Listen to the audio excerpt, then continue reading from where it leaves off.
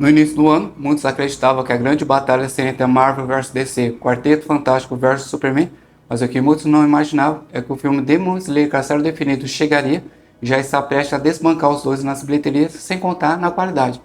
Aqui, o Muzan, na tentativa de se livrar da única arma capaz de destruir o Sol, criou uma situação para levar os Hashiras e os Caçadores para o seu mundo, o Castelo Definido. Ali eles terão que enfrentar vários demônios, inclusive os mais fortes, os Luas Superiores. Primeira batalha entre o Doma e a Shinobu, e aqui tem uma carga dramática. Que noite maravilhosa! Porque a sua irmã havia sido morta por um Lua Superior, mas antes de morrer ela deu as características do Lua Superior e são as mesmas características do Doma. Depois, ele confessou para Shinobu que realmente havia matado a sua irmã, Kanai. Nisso, ela atacou ele várias vezes utilizando diversos venenos, mas não adiantou porque ele se recuperava rapidamente.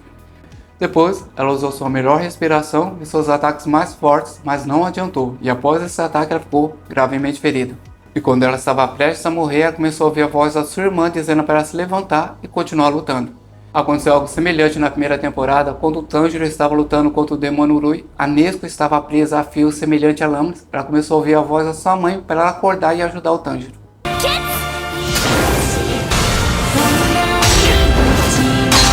A Shinobu se recuperou, juntou o restante de forças em um último ataque.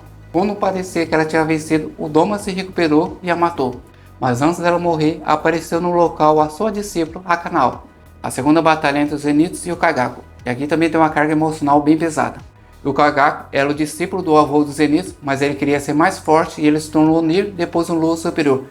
O avô dos Zenitsu ficou tão decepcionado com a sua atitude que acabou tirando a própria vida. Há quanto tempo? Zenitsu. No início da batalha estava equilibrado, mas o Kagaku estava em vantagem porque ele dominava 5 técnicas da respiração do trovão e o Zenitsu somente uma. E quando o Zenitsu estava prestes a morrer, ele usou uma nova respiração, a 7ª, que ele havia criado, conseguiu vencer, mas ficou gravemente ferido. E a terceira e mais aguardada batalha, o reencontro do Tanjiro com a casa após a morte do Rengoku, mas ele não estava sozinho, ele estava junto com Gyu.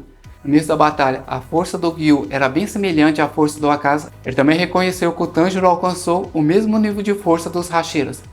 E mesmo assim, os dois estavam em desvantagem porque o Akaza se recuperava rapidamente e também antecipava todos os seus ataques. É hora da diversão. E o Tanjiro começou a pensar no seu pai e na respiração do fogo. Ali ele conseguiu aperfeiçoar a Hinokami Kagura.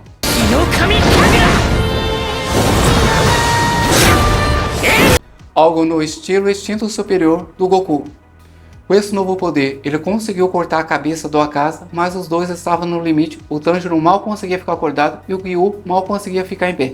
Quando eles menos esperavam, o Akaza se levantou e começou a se recuperar. O Akaza começou a ter lembranças do seu passado. Quando ele era criança, ele lutava contra tudo e contra todos para conseguir remédio para curar seu pai.